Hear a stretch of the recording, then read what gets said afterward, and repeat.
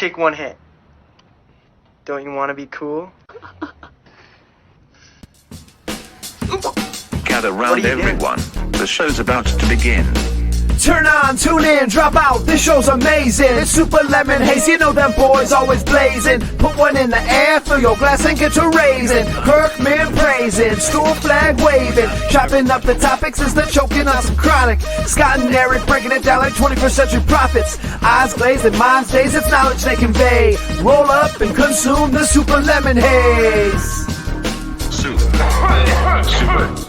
Super Lemon Haze. Going to ask you several questions. Super Lemon Haze. How do you feel? I feel like a slice of butter melting on top of a big old pile of flapjacks. Yeah. Yeah. That intro still gets me. I don't know. I like it. That one. I worked on that one for a long time, and we ran it through the first like 30 episodes, and even though it's down, I'm down one co-host. Scott's still mentioned in that intro. I still think it's fire, so I'm gonna run with it as long as I can. I gotta say, when it's on the menu, I always get the Super Lemon Haze now. Oh, I yeah? think you've influenced me, man. Like, I love the lemon haze. I love it. What do you like about it? I just What do had you it like like about last time I went to my guy. Yeah. What do you like about it? I like the lemon. I also get this tangerine Lemonine? mint. Yeah, Yeah. Yeah. Yeah, those are good. I'm packing a bowl right now. I know you had a chance to smoke something before we started the show, but I have not. So I'm trying to catch up a little bit. I also have some brown stuff. Just trying to catch up a little bit with my household, and then just something to wash it down with. Very nice. I have water. That's good. I'm gonna have to hydrate plenty after this, but I walk dogs all day, so it's like, yeah, if it's not coffee, it's water. How's that business going for you? It's been good. Well? It's starting to get a little slower, actually, which I'm kind of freaking out, like, because it hasn't been slow in like 2.5. It's like COVID hit us hard in the beginning, and then it just came roaring back, and it's just been but this is our dead season. We didn't have a dead season last year. Summertime, it's kind of slows down a little bit for your regular walks, but last year it didn't. Yeah. Once the vaccines came out, everyone went crazy for travel. Oh yeah. Yeah. That makes a lot of sense. Do you do boarding too, or you just doing walking? We do a little bit. It's just two of us, and sometimes, like, my girlfriend right now is out. She's dog sitting at someone's house, and gotcha. I could actually board a dog here, but we only do like one family at a time, but no one's boarding right now with us. So and we're very kind of selective, like, we don't want our house ruined, and so we do a little bit of that, and we charge top dollar too. So yeah, well, you're in that right community, I guess, right? People can, people when they want to work with someone they trust, they're willing to pay top dollar, right? Exactly, and there's a lot of dog owners. Yeah, and word gets around, so we got great customers. I have both of us have a lot of good customers. Yeah. Oh yeah, that's great. You obviously need healthy, good customers, aside from otherwise you'd just be, I guess, dealing with bullshit all the time. So exactly. We just adopted our second pup, so I feel like I'm a dog walker these days. I'm just oh yeah. That's how it started for me. It's being a pet owner and doing rescue too. Like, we used to be foster parents too, like foster dogs for rescues and stuff, get them prepared for the outside world. And we started doing behavioral stuff. And I would never consider myself an animal trainer or anything like that, but I've learned a lot. I've worked with a lot of animal trainers actually too. So you pick up stuff, and it's just amazing. I love animals. So that's how it started for me, being a dog owner. I'm in the animal care business. That's my main business. I also do the young Jurks, obviously, as my hobby, and long-time hobby. Is really long-term hobby is like activism and writing and doing shows. Like, I haven't been writing much lately. You mean on the was it Substack? Is that? I have a Substack now, but like for years I was known through Dick Boston. Like I wrote Oh, for yeah, yeah, them yeah. a weekly Yeah, print publication every single week for like 5 years, like all yeah, through the decrim, medical, legal, all that stuff. And yeah, even before that, I had like a blog. yeah, But I have a Substack now, like you yeah, said, but I don't write much for it. I just write when there's something that really yeah, gets me, or if I have more time, if I feel someday I might not walk so many dogs and I might write more again. right. But I feel Um, like I could do it through the shows. That's what I found, like, my kind of goal was. It's easier for us to do our journalism and expose things through the Young Jerk show. yeah, And if it's like gets enough traction, then other journalists write it up. And yeah, that's what we've been doing a lot, like over the last year on yeah. the show, which is Yeah, you've exciting. been killing it. You've been killing it lately. I kind of like the new mic, so I took a little bit of break from the Twitter and from doing this for quite a while. And then when I came back on, I was like, dude, Mike's on fire. He's killing it. I guess for me, I think you always have had such a tremendous voice in the community, but I feel like at least from all the things that I listened to in the first year or two that we were kind of getting to know each other, it was very agreeable. There really wasn't a lot of tension. It didn't seem to me also like there was a lot of pressure on maybe some of the guests, but like now you're on it. You're covering like some really intense topics. I know you recently had the commissioner on from the Cannabis Control Commission, Shannon O'Brien. That was a phenomenal interview. You didn't throw a lot of softball questions. It was challenging. You asked her a lot of, Do you think? Because people have criticized me and said that I totally oh, mailed that in, was so easy on her, and I think I was pretty easy too, because I have, honestly developed a relationship with her, yeah, and I do like value her, like yeah, no, unlike the other commissioners that have come right, before her, and like she's the only one yeah, that calls us about this issue that we're talking about a lot, which yeah. is the worker issue, and she calls us all the time. So I I mean, I mean, think, I think there's, I think there's a little bit of a balance there, right? So you're a huge voice for the Massachusetts community of cannabis. You want access. You want to ask questions, and I feel like almost initially you have to be. It's like a dance, right? You can't just it is a you dance. can't just Yeah, go in with the heavy hitting questions, right? And be like, otherwise, I think the person and that guest might never show up again. So I think you have to kind of massage it in, and I don't think I don't think you went easy on her. I think for me, I think you were just kind of getting, um, not getting to know her because clearly I think it seems like you have some time with her outside of the show. But I think you're gonna have to figure out when to ask the right questions. And I feel personally you gave her a chance to speak. It wasn't like yes or no questions. Like you gave her an opportunity to respond. And really that was up to her. She could have went in any direction. I think as a political person, I think she has to carefully, speak, what she or at least be very forward thinking. She's got to think what she's going to say first. But I think inevitably, it was very. I don't know. I liked it. I enjoyed it. So well, thank I you. think inevitably, what it comes down to is you're gonna have her on again, Oh yeah, and and I I mean, think she'll obviously, definitely, yeah, she'll yeah, come on again. I gotta uh, say too, when you've complimented me so much today, I'm glad that you're back. Like huge. yeah, Like I was pushing you to be back. Like that's kind of like think how this interview happened is I was like, I'll come on the show if you come back. yeah, Like I'll do a show with you. Like come back. And like part of me too, like I think I've been wrong at times. And I think with a lot of the stuff that was going on, the tension, and I saw what you were going through, you yeah. were right on all that shit, man. And I was wrong, like in a lot of respects. So like, Give me an you know, example.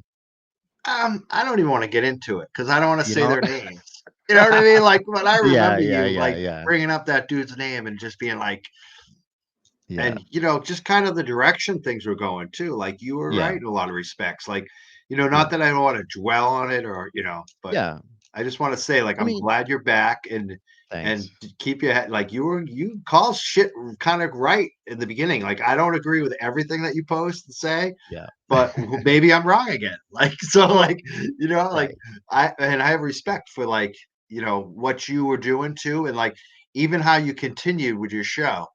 Like there Yeah, was, I know you had issues even with Kirk and that show, and like I even bashed on yeah, you over that, but you've come yeah, back. Like you continue to do the grow shows, which I like, and that's what I like. I'm thinking I want Eric on my show to give me advice on growing, because now I'm growing and I need more help. You and Ed D'Souza, like, you're my guys. I love what you're doing with the grows. Thank you. The funny thing is about growing now is that, I mean, I'm in the grow room as we speak. I could, give you a little bit of a tour later on, but, I've completely transformed this space, and inevitably, I think I kind of transformed the hobby. Initially it was really more for content. Like, that was kind of where I was going. I was new to growing, and as a lot of people were, in the last couple of years, as it's sort of become legal and a little bit more mainstream. Like, people come to my house and they know that I do it. There's not like a huge like thing going on. And then I kept going in a direction that where I was trying to perfect the time and the energy that it took, and inevitably, I have a pretty good automated system, and I'm growing some fucking fire cannabis. Like, I really want to hook you up, because I feel today that, like, I mean, I've only been doing this 3 years, and so by no means am I like a professional or even close to like a good grower. I'm basically just doing the best that I can, and each time that I'm growing, I know that I'm getting better and better just because the feedback that I'm receiving. So that's basically what I got in the pipe right now. So I had just harvested 6 plants. 2 of them were AK-47. I've grown that before, but 4 of them were Star Dog. So Star Dog is a new strain to me. I'm actually trying to change a little bit away from. I was doing a lot of the hazes, a lot of the sativa heavy hybrids, and I think I wanted just to get a sense of what I was missing. And I think that's the great thing about growing and cultivating some of these plants, is that you can get such a wide variety of the terpenes and the cannabinoids if you just grow over the spectrum. So I was just doing a little research, and you have to be careful about where you buy the seeds online, only because sometimes you can just get some shitty genetics. So the places that I've been getting my seeds from have really produced for me. So for someone who has as little experience as I do, I haven't killed any of them. So I've come close, but they've all bounced back, and inevitably, again, I'm not trying to grow for sale. I'm basically just growing for myself and then some of my friends. So anyway, I'm going to smoke this real quick, and then we're going to get into some convo. I'm doing the same thing for the first time now too. I'm growing a few plants outdoors. I started late. They're small, but I got 4 of them, and I'll get something. I will get something out of them. It won't be the best, but it's like year 1. Next year, I'm starting early. I'm looking forward to doing that next year too. Got good little setup now. Where did you get your seeds from? Where did I get seeds from? Or are they clones? The seeds. I had a bunch of seeds. Number one, like, it's so funny because like I wish I kept the ones I used to keep. I freaked out one like way back when it was still illegal, and I thought the cops were at the door. The cops were at the door, but they weren't at the door for us. So I like dumped them down the toilet. Oh, I'm so mad. But I have like a lot of those old seeds you just find, you know what I mean? Collect out of bags for years.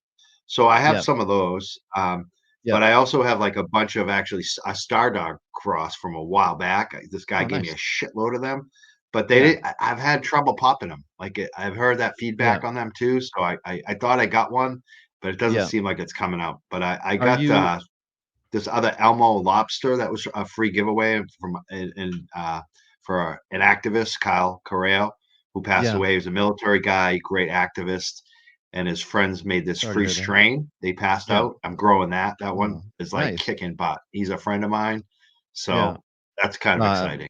It's like lobster and Elmo or something like that. Did he pass surprisingly, you're saying, or was it an accident? I'm pretty sure it wasn't. I don't know how to say it, because I don't know if it's really been. It's sad. It's one of the one of the tragedies we see a lot. Like, the reason we do cannabis is to try to keep people off stuff, and so there's a lot of like strange. I think you even commented on it. There's a lot of strange cannabis in the news lately. A lot of negative press, right? There was something regarding pregnant women and birth defects and things like that. And then what was the one you commented on? There was, I feel I like there think was a that was story. Malika Marshall was pushing that one. Yeah. She's a doctor.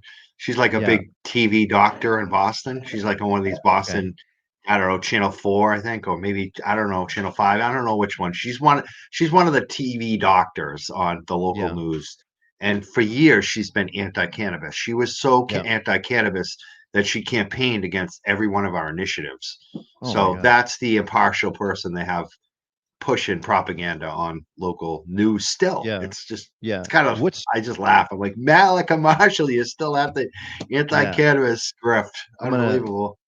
I'm gonna look her up. What news station is she on? Is she on It's video or either is she four or just, five or yeah, yeah. either 4 or 5, like either CVB or WB, the Channel Yeah. 4, whatever that I'll is. try to, I'll try to YouTube her. Yeah, Malika Marshall. And All right. Malika, I think, is with a K. I think it's Malika, Malika Marshall. Yeah. Yeah. But that's one of So, them. It's like ridiculous. um, yeah. And I'm sometimes just there trying to should think be through. anti-cannabis stories. Like I think on the labor front, Yeah. like Right. the way that the worker issue, like there is a danger. Yeah. I'm convinced of it at this point from hearing from so many workers. Yeah. There is a labor issue and a risk that people Are can we, get are we sick of talking these. about the particles again? Yeah. From the And I dust? think also like allergies or something. Like there's something Yeah. going on. We don't even I, know what it is. Like yeah, that's a I thing. read, Like it drives me crazy. Is it particle count? yeah. Is it an allergy? Is it something in the cannabis, like some kind of pesticide? Like there's like different schools of thought, and we don't Yeah. know, and the Yeah. science isn't really being done to find out. So I You know, just know that there's an issue, and it's getting some people sick at these places. yeah. It's an interesting point that you make, and because I smoke and grow primarily 90% of my own cannabis, but occasionally if I'm in between harvests, I like to just go to any dispensary. I usually go to Maine or any of the Massachusetts stores, and just to kind of check out what they're selling and what the bud is. And it's funny how it always looks so different than mine. And I'm not saying like it's completely crystallized, but it's like denser, it's harder, it's more like one of those like moon rock type things. Like it's interesting that that's Drier. the flower. Yeah, it's drier. It's what I So don't I want. It's exactly what yeah, you don't want. It's like right. it just mostly what you don't want. Like when I go to Maine, it's like Maine's Yeah. much closer to what you're growing. Like it's So probably this still not there in some respects because it's still commercially, but it's much yeah. closer. Like So I this could is I don't tell. can you see this? No, I can't. Looks This like is this is kind of like the no. I've seen Might your have pictures some though. internet things Your going on. your Hold your on. cannabis looks really nice. Never mind. Like as a home grower, Yeah. you're kicking butt, Well, man, and you're teaching people. I like it. yeah. So I let's like talk how about some you're of the trying recent different stories. stuff too. That's what I'm.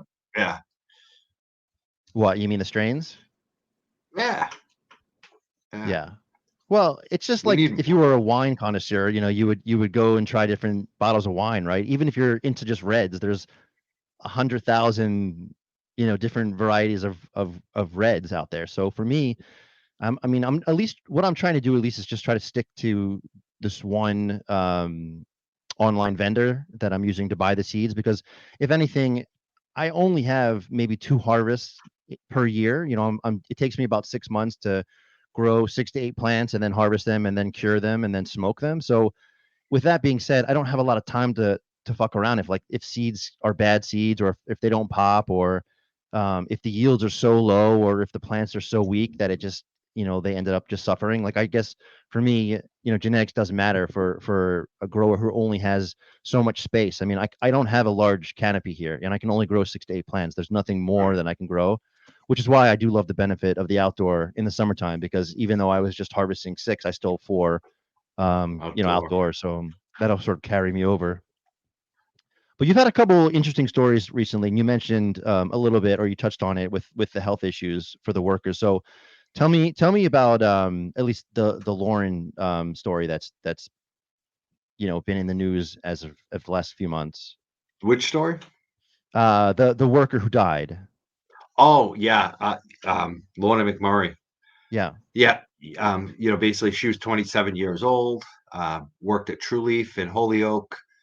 Um, had a respiratory issue where she collapsed at work and was taken out by ambulance. And then Christmas came, and you know, like a lot of workers at this place, and like a lot of workers that we've heard from, she was one of those folks that started working there and never had any respiratory issues until she started working there, and she wasn't feeling well, and it was obvious. And they were putting her in conditions where it's very enclosed. You're talking small, like a smaller room than I'm in right now. My room's not that big here. You know what I'm saying? Mm-hmm. And there's like 10, 15 people, and they've got particles everywhere. You know, they're grinding cannabis. So Trulieve is a public traded company, correct? Correct. So it's one of the largest cannabis. Yeah. This is one of the top 2 cannabis companies in the world, basically. Yeah. Based in Florida. They were started by a woman, CEO. She's married to a politically connected guy who's right now in federal jail for corruption and bribery. So this is the type of players you're dealing with. They're connected to Ron DeSantis. They're also connected to the top Democrats in Florida. So like they own the state, both sides of the party. That's Trulieve. And they basically came to Massachusetts, and this worker collapsed. For Christmas, they gave her cannabis flower. She was a lifelong cannabis user, and she couldn't smoke it because her lungs were so bad because of the breathing issues. So it was like a torturous Christmas gift to give someone who had just collapsed. And then she collapsed again at work and died. And so, you know, we've been all over it. Her family called in, got a lot of her friends and family involved, her coworkers, and we're still covering the story. And you know, there's been so much revealed. What's the latest? I mean, I know the latest passed, is truly left Massachusetts. We finally got something is that they've been driven out of Massachusetts. Their reputation is so bad, they've cut bait, and they're out of Massachusetts. But there was supposed to be a big scientific, you know, investigation with the federal government with this NIOSH, which is like OSHA, but the scientists of the federal government were supposed to do a study on the workplace to determine if there were issues there and what the issues were. And that's been canceled. And that's curious. It seemed like Trulieve was just like, we're out of here this month. Like, and the study was just starting. Like the study was just about to start like next month. You know what I mean? And we were all talking about it. We had a lot of union activity and worker activity. Danny Carson, who's, you know, formed a workers group, a bunch of workers with MassCosh. We have a workers movement going on right now. And they like even had like a food truck outside of Trulieve, like for the employees to give them information about how to organize, how to be involved in this scientific federal government study that was coming in.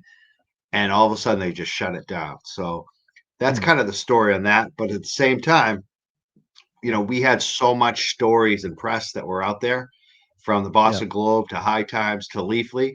Leafly did a huge major. Mike, before you move on to that, so can I ask you another question about that? So do you think then, or do you know if there's any other legal you know, ways that you can approach them, or since they left the state now it's kind of like up in the arms and that's kind of what on the Lorna McMurray thing? Yeah, exactly. Yeah, well, there's several things that are going on. Number one is that the mom is suing. So we know that Laura, we know the law firm. I don't know why, like we haven't heard more news about that recently. I think this would be the time we'd start hearing info on it. But who knows? I know that, you know, several months ago they were investigating. They were talking to people. They had like investigators, and like, you know, it's funny because we talk about the difference, the workers like Danny Carson and other workers that we speak to, the difference between the lawsuit lawyers who are suing Trulieve, the thoroughness of their investigation versus the CCC, who doesn't follow up, who doesn't seem to care, who plays like, and they still have an open that's the other thing that's funny about this. Trulieve is now leaving the state of Massachusetts. They're gone. And the Mass CCC still has, and it's been like almost 2 years now since Lorna died. They still have an open investigation, not even from Lorna's date of death, but before Lorna. So like we think that and we don't even know, like we think the investigation started when Lorna collapsed the first time. We know that it started before she had collapsed on, you know, the date that she finally passed. Was that one of the questions you asked Commissioner O'Brien when she was on the show? Why the investigation hasn't been opened, or at least I think we might have talked about it a little bit. Yeah. You know, I mean, she she can only say so much or even know so much. Like it's so weird how this whole commission has been run. I feel like even the commissioners, like even her, like, I think she's actually taken a lot of heat because she's tried to ask questions and go with accountability. Like if you saw what happened right after we started exposing all this shit, one of the first CCC meetings that they had, Shannon O'Brien brought out the executive director, who I really think is the one who he should be out of there. I want to see that guy go. What's his Sean name? Collins. Sean Collins. Sean Collins. He's the executive director. He's a former political aide. He's been there the longest. He's the one who runs the show. These commissioners have come and gone. It's been a revolving door. Yeah. All 5 of the commissioners are really brand new. If you look at it, so here you go. You got this guy, and she, brought him out and said, "You got to answer some questions in public." Yeah. And I think it kind of saved his ass, actually. And that's what I like about O'Brien. O'Brien's like, no. You got to do this in public. You know what I mean? You can't be hiding shit. Yeah. You can't be ignoring shit.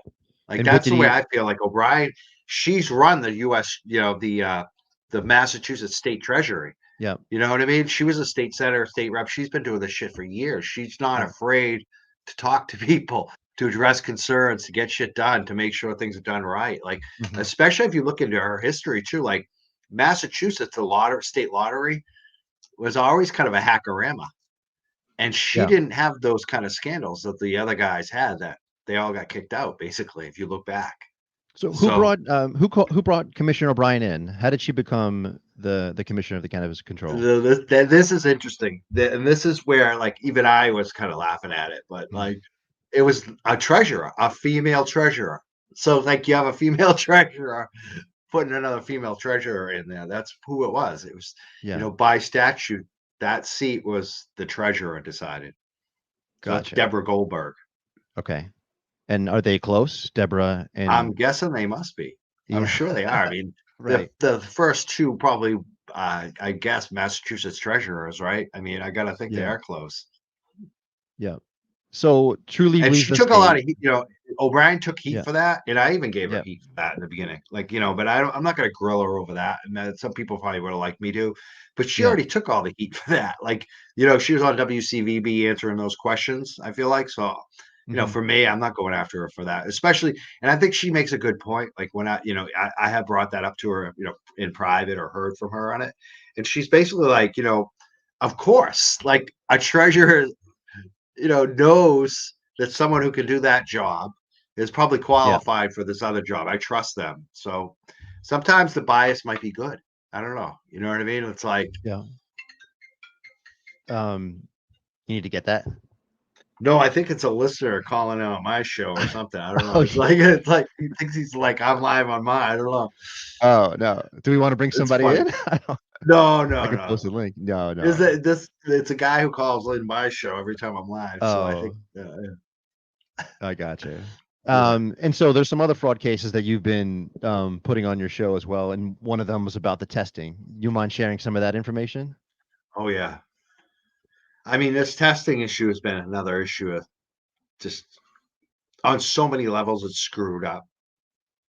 If you look at cannabis in Massachusetts, there's legal adult use cannabis being sold on weed maps and Leafly and their websites advertising that, flower has 50% plus THC in it. Well, we all know that's false. But they're allowed to inflate it. Yeah, they're allowed to inflate it because the Mass Cannabis Control Commission and one person, Sean Collins, has interpreted the law in a ridiculous way and isn't going by what the Massachusetts medical, DPH program did in the past. And we exposed that on our show, and it wasn't really, myself exposing it. It was some of the testing company folks. And so, independent testing folks, or people that are connected to the state. No, independent testing. Pro Verde Labs. The Chris Hadula came on. He was the main guy on this. But we also have, Jeff Rawson, he's a scientist, a nonprofit. He's basically consumer based. And he's been like, going to the CCC trying to get information on testing too, because they all know that there's an issue on this. Yeah. And, it's just like they don't want to do anything. They've interpreted the law in a weird way and with loopholes to say you can inflate and you can bullshit it. And some of these companies don't want to do that. So the testing companies that don't want to do that, no one uses them, which sucks because they're the truthful ones. Yeah. So it's bullshit. And then beyond that, we also exposed another truly fraud. Wait, before you get on that one, I just want to ask you a question about it. So is the inflation of the THC percentage, is that like a safety concern, or is it just like false advertising? Like what's the angle everything. there? It's fraudulent because it's like it's deceiving the consumer, number one. And number two, it's confusing because nobody knows how, like if you don't know how that was calculated, that number is meaningless. You know what I mean? Like it's comparing apples to oranges.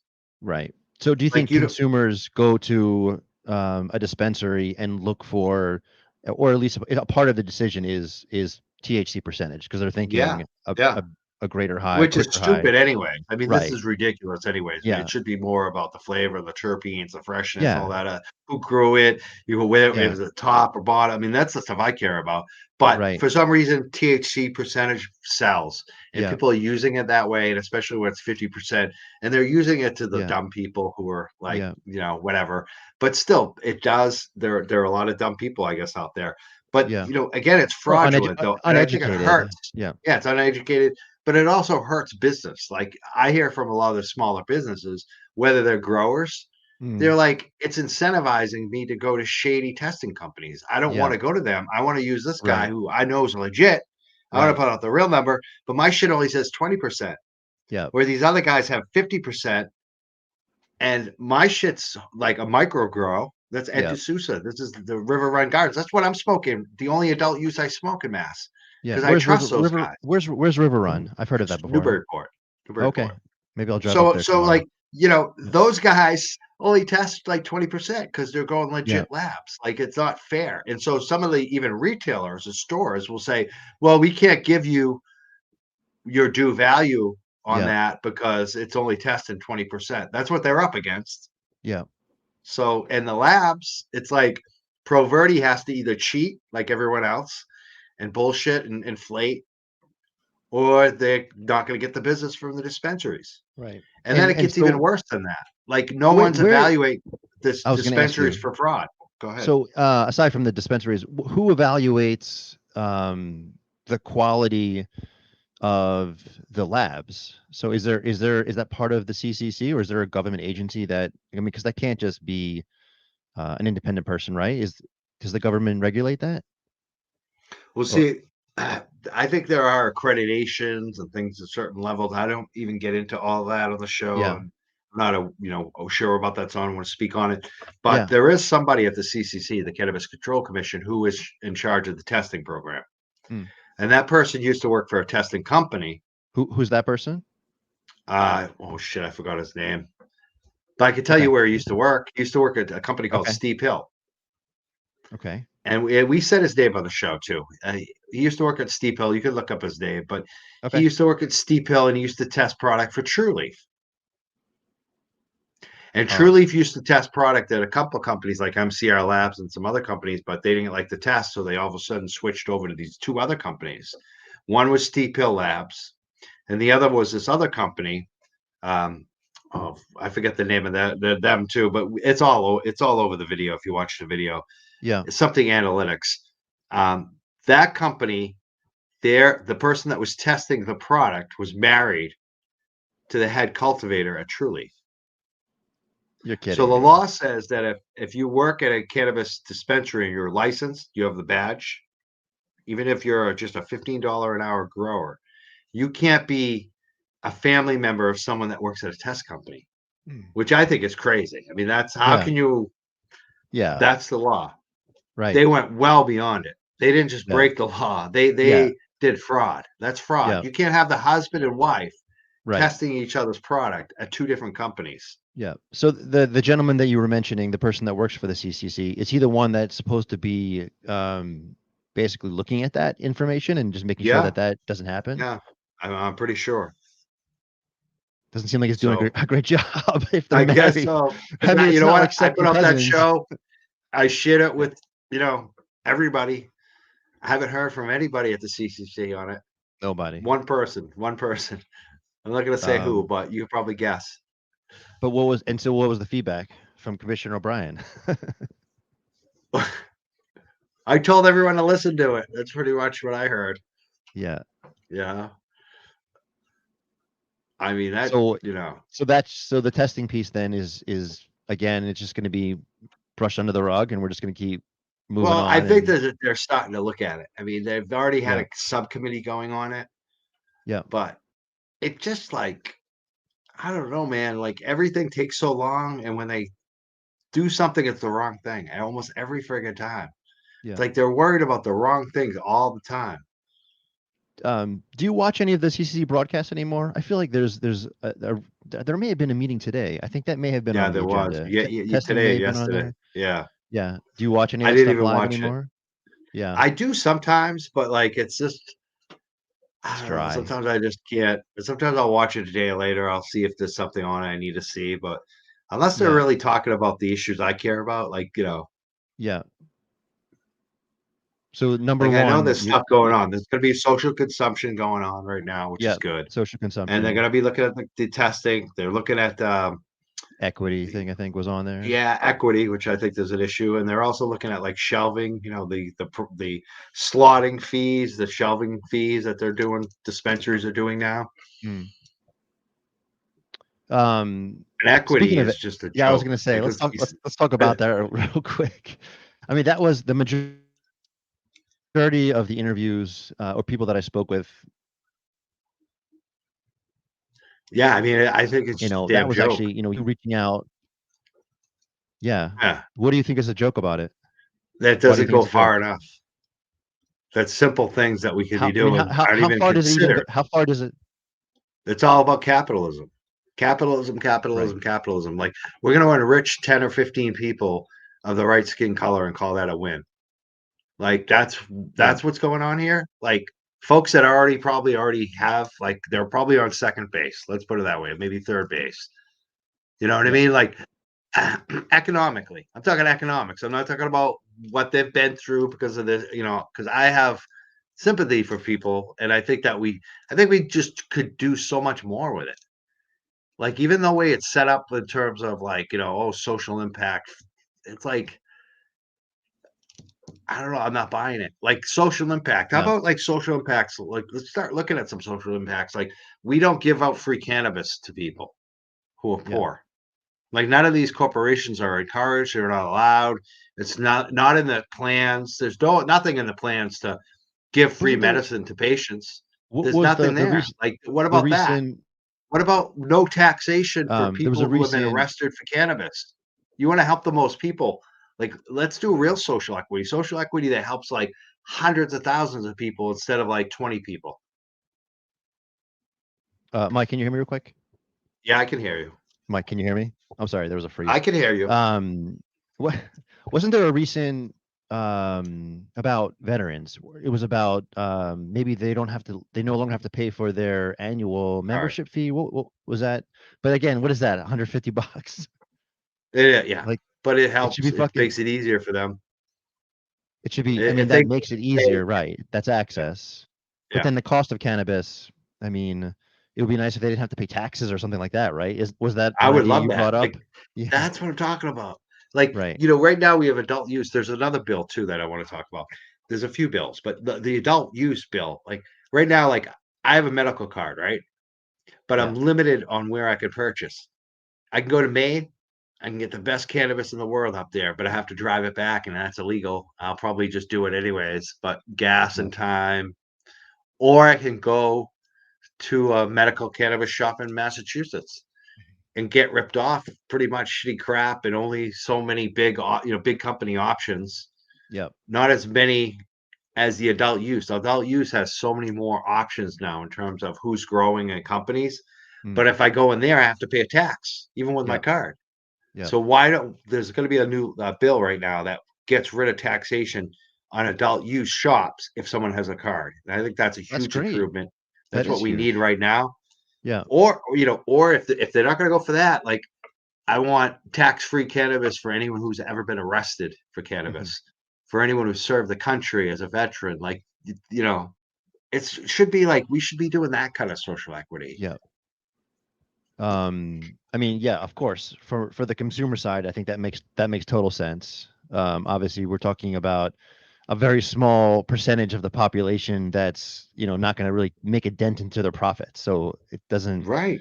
I mean, again, and they're going to die off eventually too. It's like a one-time dividend to people, and it's the people who actually suffered. Like you want to address root harm. We always hear about this root harm on people, and 3 to 5 times more Black people were arrested than white people, and racial profile. I know that happened, but there were a lot of like poor white people that were arrested too, and a lot of the poor Black people that were 3 to 5 more profiled and arrested aren't in a social equity program, and if they were, they got screwed.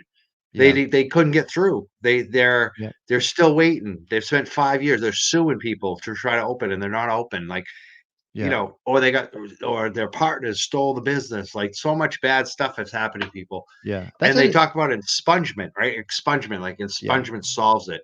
It's like I don't need expungement now. I think that's my arrest. I think already fell off the record.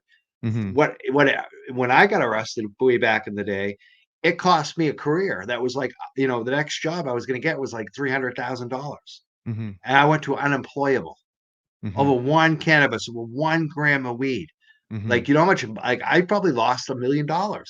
Like, honestly, like, so how do they repay that? And there's like, my story is nothing compared to a lot of folks, like going to jail, losing your kid, all that shit. Yeah. So can I ask you, what happened there? So you were basically interviewing for another job, or you had something lined up? No, I had a job. I was well employed at a company and making good money, but I was underpaid. Like, basically, if I went, I was at a place making like 100 G's. If I was managing the amount of money I was at any of the other competitors, I would have been making 300 to 500 G's at that time. And so I was at the point where the competitor wanted me, and my boss left to another competitor. He wanted me. The guy who replaced him left to another company, and I had a bidding war for me. But because of licensing, because I had just been arrested, they didn't know. I couldn't take any of those jobs. I would have been getting paid. Yeah.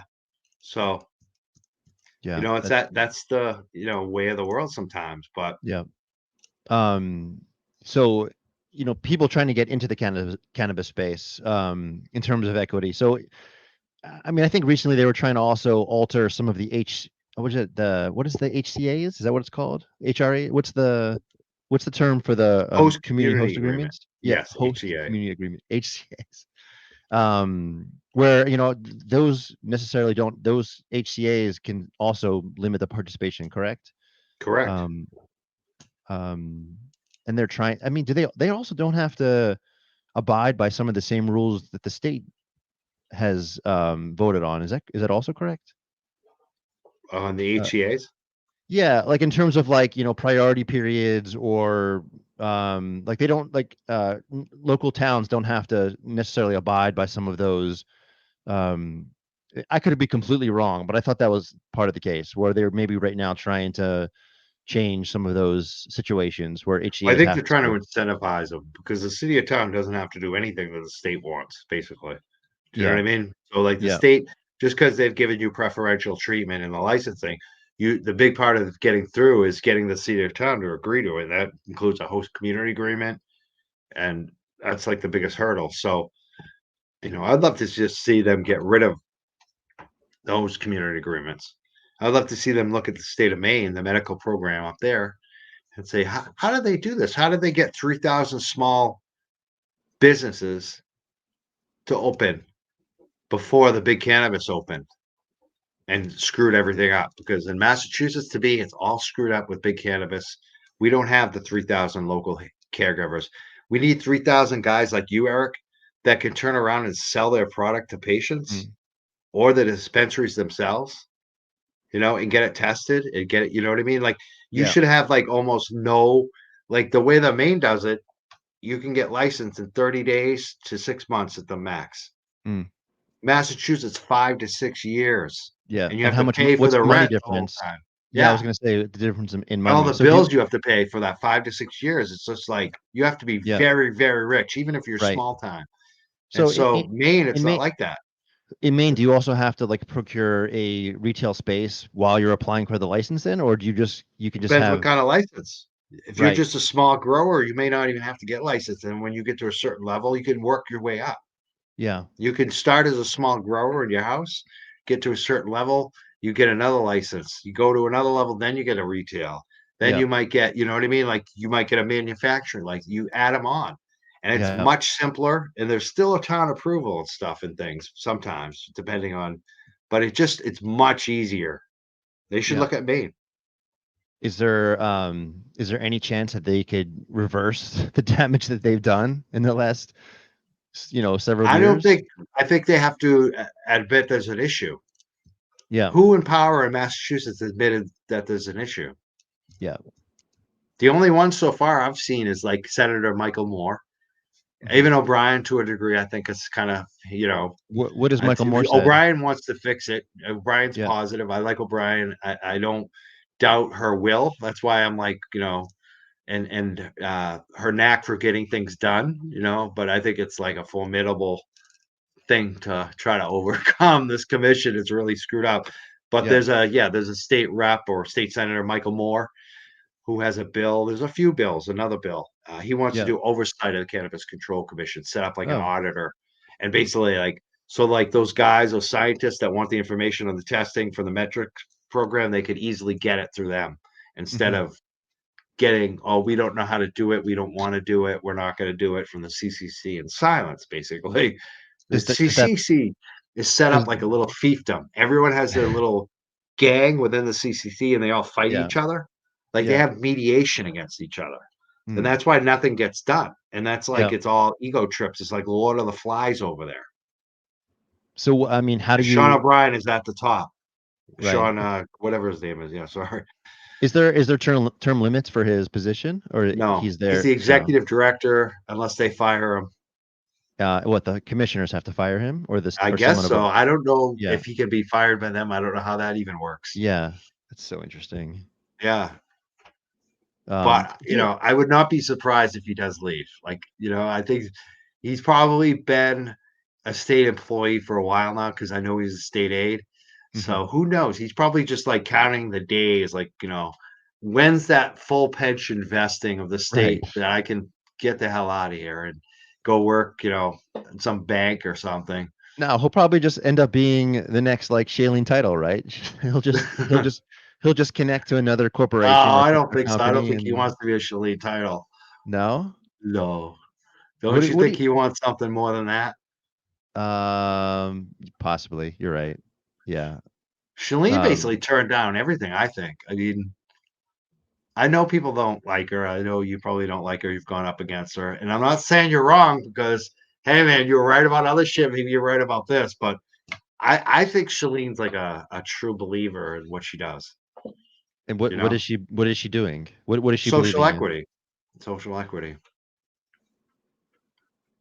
So And, opposing to big tobacco too and big alcohol and kind of pointing out what the next scams are going to be.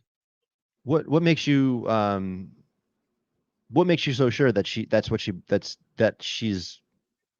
what she believes in? I mean, I'm just thinking about like her record, at least from the Control Commission. You, are you there? Yeah, no, I'm here. I'm sorry, my computer is doing this funky thing. That's working. Um, sorry about that.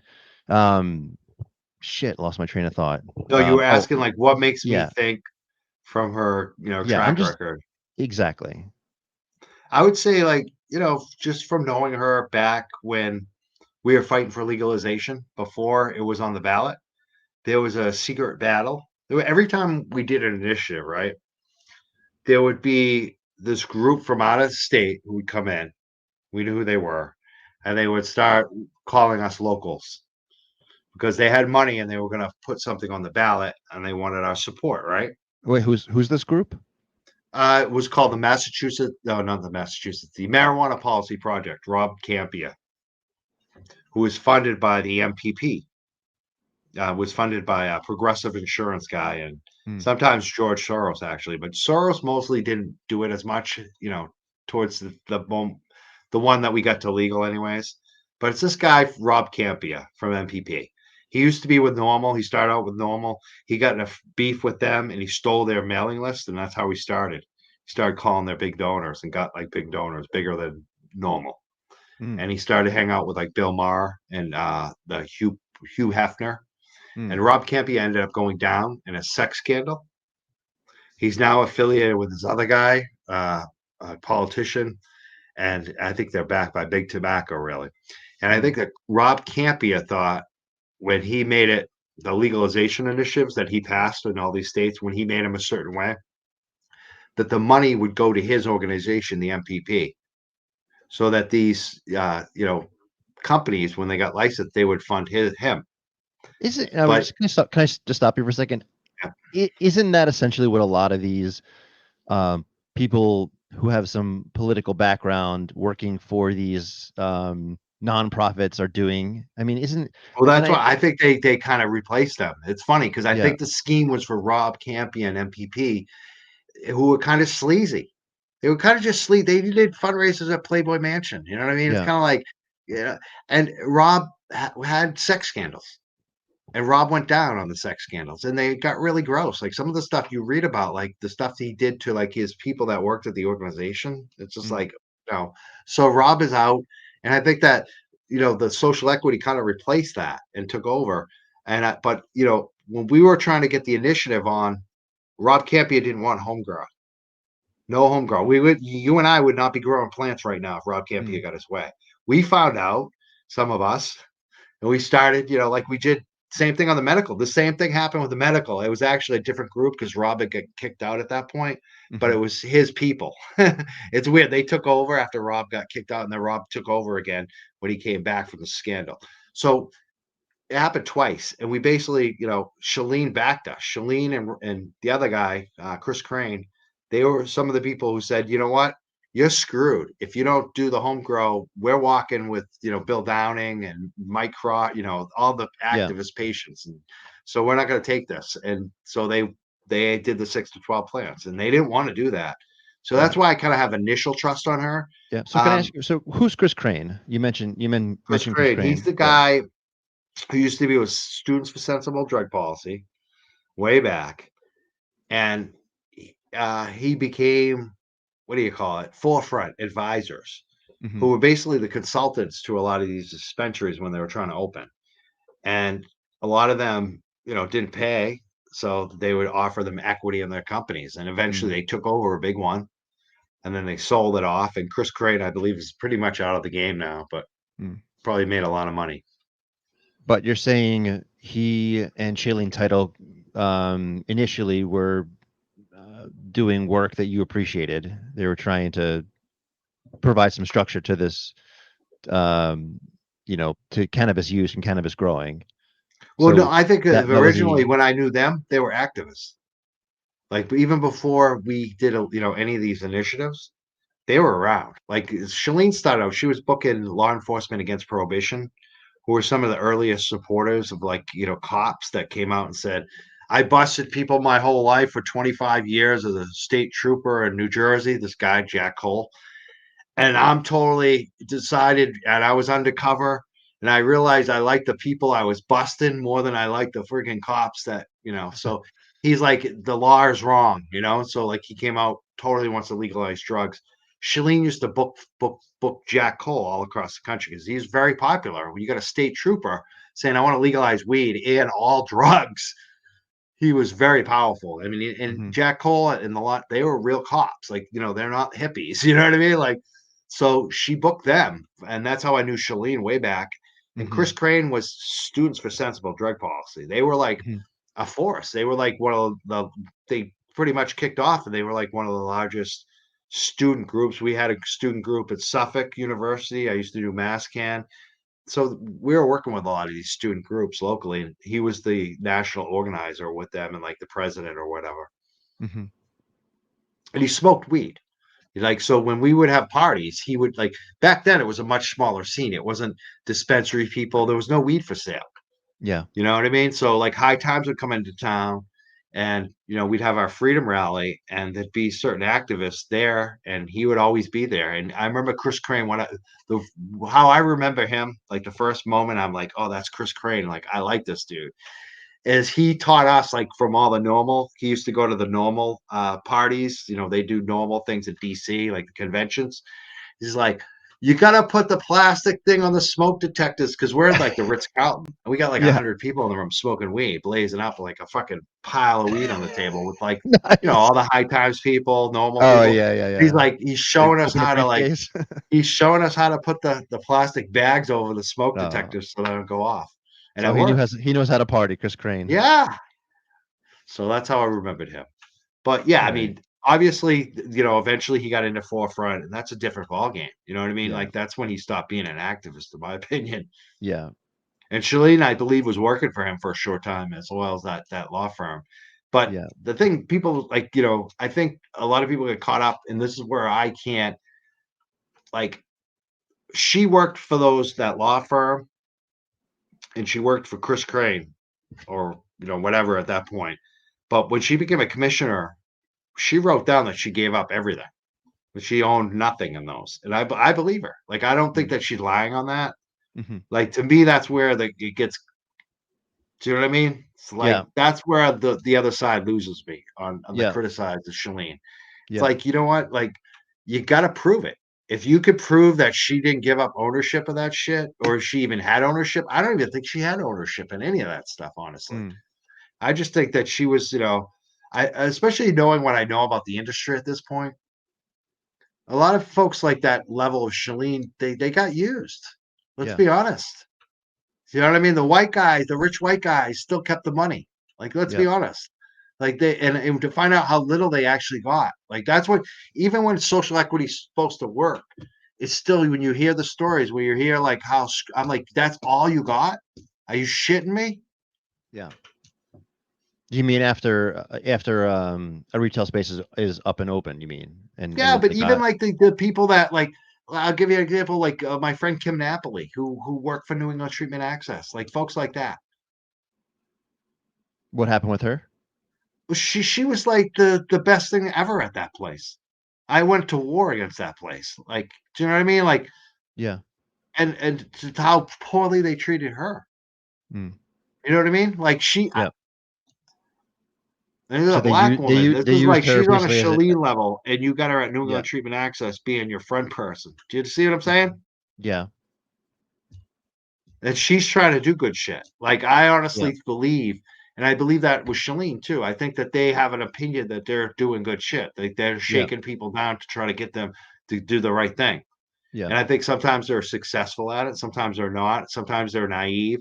I don't think Kim Napoli is. Maybe Shalene is. I don't know. It's not. I feel like it's not my place. But until someone really has evidence on it, I'm not gonna like call out someone like Shalene, who I've only seen good things from. Honestly, sometimes she pisses me off. I think the whole social equity thing kind of pisses me off, though. I feel like it doesn't go far enough. Where's social equity for workers? Where's social equity for all the people who were arrested? I want social equity for every person that was arrested, every person who lost a job, a child. You lost shit because you got arrested for weed. You should get something back. Yeah. Amen. I feel like social equity doesn't go far enough. Yeah. It's been a failure. That's the way I feel. I feel it's too narrow. Who's the social equity chair right now on the Cannabis Control Commission? Was it Camargo? Is that who it is? Is that the person that replaced Shailene, or is there's been two since? I forget. I don't know. No, I think that is the person that maybe replace her. Yeah. Yeah. Yeah. I mean, I always keep my ear to the grindstone. I'm always looking and listening about this equity piece. I think also because just from the people that I spent the time with on those couple of shows, Mar and Chief and those people, I guess I've grown to really like them and appreciate kind of their. I like them a lot. Their cause. I support them. I just have a disagreement on how far it goes. Like, and I'm not discounting their voices at all. Like I said, I could be wrong. I was wrong on a lot of shit. Yeah. But I just don't feel like, but I feel like they have a real point on it. like it hasn't worked, and it has created negative clicks too. Like they're pointing out negative shit has come their way just because they're voicing their opinion. Yeah. That's not right. And I just don't feel like it's coming from Shalene, honestly. I feel like there are clicks in this though, which are negative. So who do you think it's coming from then? Well, in this example, I think we know exactly who was there that day, like for Mar, right? And for Chief, like for that incident. Who was at the Heinz Convention Center giving those guys and his wife a hard time?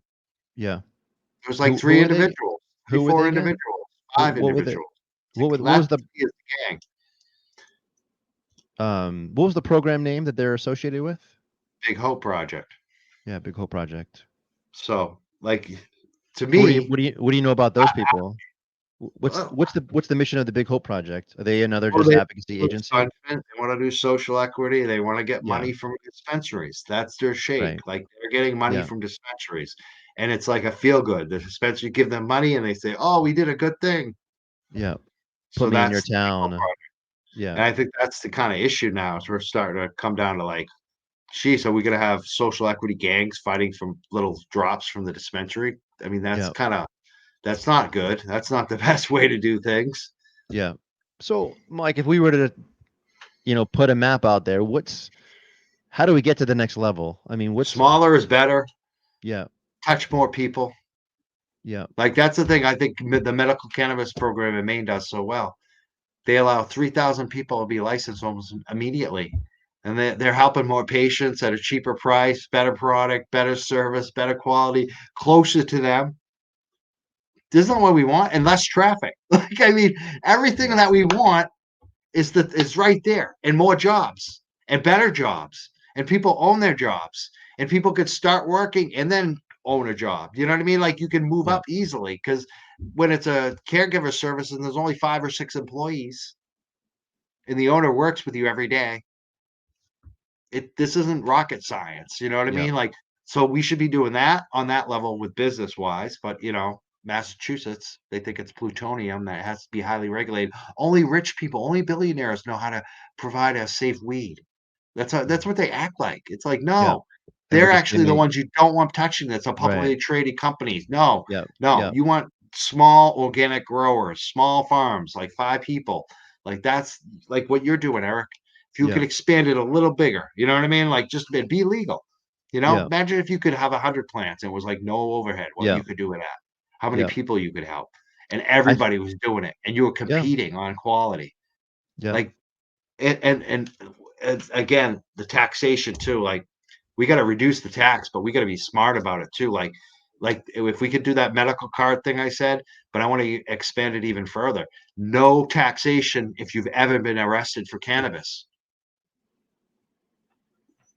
Like we can't write people checks. Like I know people want to do reparations. I'm down for reparations, but this is so easy to do.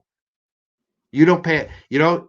All you got to do is like, you get qualified in if they can do a Corey database, they can do a no taxation database. You know what I mean? If you've been arrested, come on. I think it's a great point, and I would love to see that happen. What was the most recent interview you did? You did a show with Spy Fox or something. What was that? My show? Was that American Spy Fox? Did you watch that one? Yeah, I don't know, but I saw it come across my feed. I got the notification, but I was like, "What is this? Is Mike doing?" You're kind of coming outside of your little bubble there. What was that about? I am. Well, I've done so many shows on True Leaf and patients and especially workers lately. Sometimes I just get like I can't do that all the time. I just need a break from it. Like I'm coming back on Sunday with a show with some workers again from True Leaf. But after True Leaf left, it was just kind of depressing, honestly, because like we had so much planned, and then it's just like, oh man, they're out of here. We kind of won, but it's still like the workers got fired. You know what I mean? Yeah. So we're coming back with it, but it was like I watch a lot of YouTube, like like I have a lot of interests. My girlfriend, does a music show. She's been involved with rock radio at WAF and WBCN. She was a DJ. What's her name? Carmelita. And she did the local music show at AF for like 25, maybe even longer. She did it forever, decades. It's just a Sunday night show playing local music. So like R.I.P. WAF. Yeah. So she know like every local band. Do you know what I mean? Mm. Like we, Yeah. seen them and known them. And I used to book a lot of music too. Especially the Freedom Rally. I used to book a lot of the bands and shit. And we have friends who musicians. And I've interviewed like I love music, especially like, that 90s grunge music. Oh, it's my Like favorite. like Kurt Cobain. Put that in my veins. Yeah, Soundgarden, Yeah, those Pearl are my Jam. favorite, man. Those are my favorite bands. And over the years, I've had some like weird shit happen with Courtney Love and Nirvana and What do you just mean by weird shit happening? What are you talking about? well, number one, like I had a friend who had an incident with Courtney Love. Where is she? Is she in California? Yeah, and then I had an incident with Courtney Love, and then someone who called in my show had an incident with Courtney. It's Wait, like what was your so there's a incident with lot of Courtney? weird stuff like that, right? What's your incident with Let me Courtney say that Love? Courtney Love actually, I'm going to tell you how weird, Eric. Yeah, I She want to hear actually this. left her phone number on my blog. I used to have a blog, MikeHand.net, and she said Yeah. some crazy shit back in the day about Britney. Remember Free Britney? She was like first. Yeah. She had this conspiracy theory going, so I posted all about it. Yeah. And then she like commented and was like, "Call me," and left her phone number. Okay. So some crazy shit happened then. Did you call her? Yeah, of course. But she got mad at me, and then she blasted me on social media, and I never Oh talked to her. no. Like Oh that was it. no. 'Cause I did ask a question. Yeah. Whoever answered the phone, it wasn't Courtney. So, and so I've also interviewed over the years this guy Tom Grant, who basically was the private detective that Courtney Love hired when Kurt Cobain went missing. He later proved, basically, in my opinion, that Courtney Love probably had something to do with the death of Kurt Cobain. Yeah. So she hired this private detective, and he basically got on tape this Rosemary Carroll, who was Courtney Love's attorney, on tape when Kurt was missing or right after he was missing.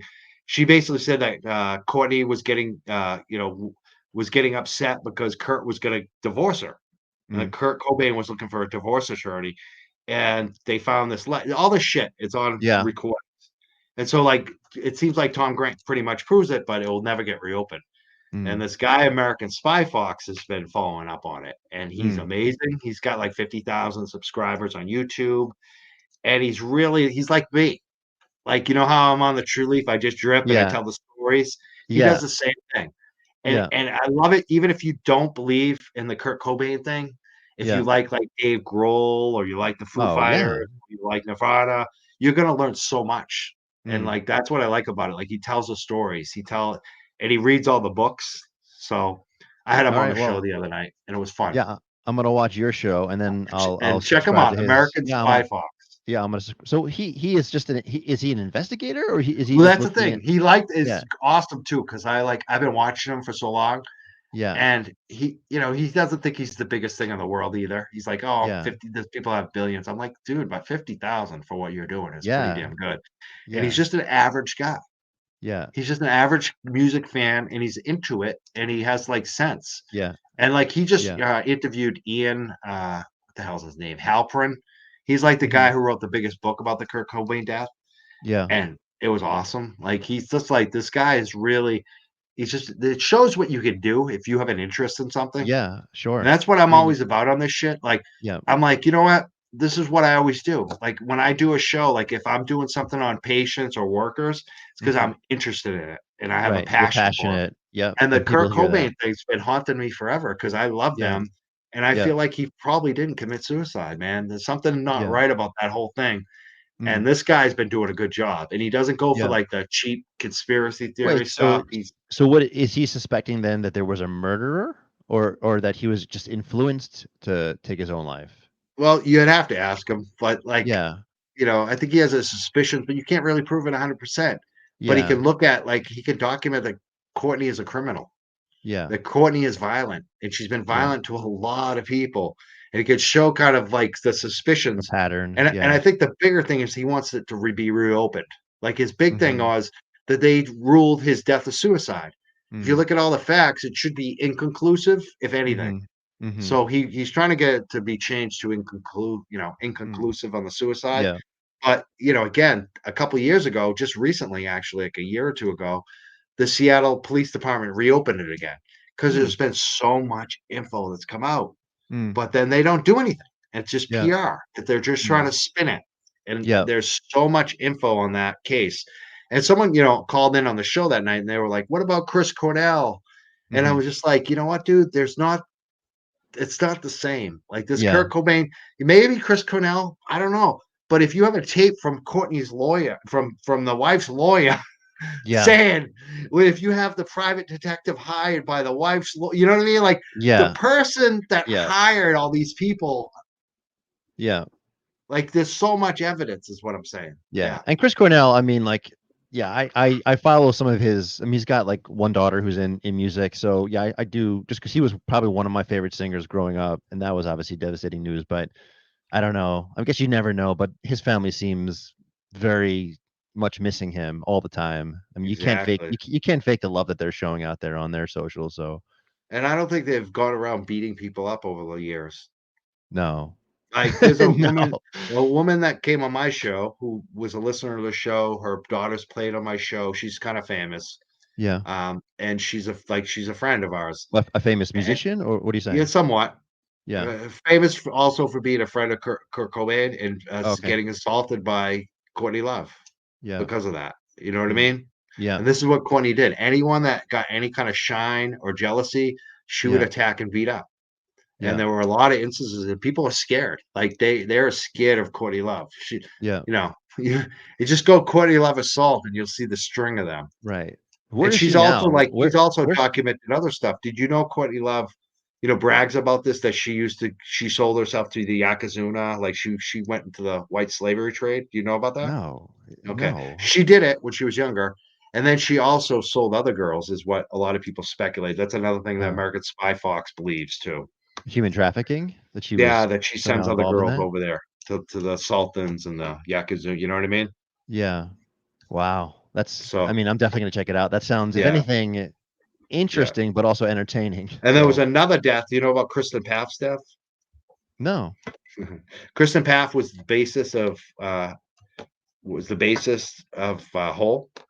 Who was younger, cuter, more talented than Courtney. She was also doing heroin. She was dating the other guy in the band, Eric. And then she was going to leave Hole. And she was also flirting with Kurt Cobain, apparently. And then her last trip, after she did this little tour to collect all her stuff from Seattle and move back home, she ended up ODing in a bathtub. And her last person she saw was Eric from Hole. So there's a lot of, like, he covers all that shit. Like, it's just the dead bodies up in Seattle around the Kurt Cobain thing. Yeah. Wow, Courtney Love, she's the head of the mafia. You know about Al Ducci too, right? Al Ducci, there's another one. I don't know any of these names. You don't know? You haven't seen any of those movies? Then yeah, you gotta watch it. Al Ducci was a famous punk rock guitarist. Yeah. And like I guess, or whatever. I don't even know. Like he's some kind of like infamous guy, right? In a certain scene that's like really almost kind of violent. Like and they have it in this documentary that sold a lot. And they basically, he's saying he's an alcoholic too, and he's saying that Courtney Love came to him to offer him money to kill Kurt Cobain. Oh man! Right before he died. And the documentary guy from like England comes in and he's like, I can't believe this, and goes and films the guy. And then like the next day, the guy gets run over by a train. Holy shit! Like that's the Kurt Cobain. Like I think that's in the Kurt and Courtney movie, the documentary. Sounds like the Jeff Epstein. And then Courtney's. This is the other thing. This is Hank Harrison. This is the book I bought. Hank Harrison is Courtney Love's father. He was friends with all the Grateful Dead. He used to live with Phil Lesh. He's a character. He lies a lot too. He's got a huge ego. He recently died. I talked to him on the phone for like 2 hours one night. America's, Fox. He's also talked to him quite a bit. And his whole book right here is Love Kills. Yeah. Oh. So the father says Courtney did it. And this is a whole book about it, and about Courtney when she was younger and how fucked up she was. And Courtney's mother said that Hank gave her acid when she was a young child, and Hank denied it. Yeah. And Courtney's mother is a famous writer, like a feminist empowerment writer, And like an heiress. Courtney Love was also rich from birth. Oh. This is all news to me. This is all fucking interesting shit. I don't know anything about this stuff. Yeah. And did you know that Courtney Love and Billy Corgan were together? I think I knew that. Yes. Yeah. So that was her boyfriend before Kurt, right? And her boyfriend after Kurt. Yeah. Something suspicious here. Who did Courtney's first album? Kurt. Who did the second album? Billy. Yeah. Right. Do you know what I mean? Like that's the type of shit that. Yeah. All right, want to go down the American. I want you to alternate your episodes now. I want it to be one on more Courtney Love. More Courtney Love. I want a whole series of Courtney Love. I would watch every minute of it and eat it up. You gotta check out passion, Mike. Man, you're passionate about this. Yeah, I love it. I just follow him. You know, like he gives me my fill. All right, I'll interview him every 6 months on it. I'm gonna watch that right away. And Mike, we're gonna end up shortly ending here, but I just want to say thank you so much for coming on the show. I had a pleasure talking with you this whole time. So, and thanks for encouraging me to get out of retirement, basically. So I can't say it was something that I missed coming on. So I'm really happy that you kind of pulled me back into this direction. So hope I'll keep doing going. It, man. Thanks, brother. I think you're good at it. Yeah, you got a good thing going. Keep going. Thanks, Mike. All right, Mike. I'm gonna say peace, but let's do this again. Keep up the good work. You're doing an amazing job. I love watching it, and keep it up, buddy. Thank you, Eric. I'll talk to you soon. You too. Bye. What is this? Is it over? We're running out of time. I don't want to hear your excuses. No, it's not fair. Where'd all the files go?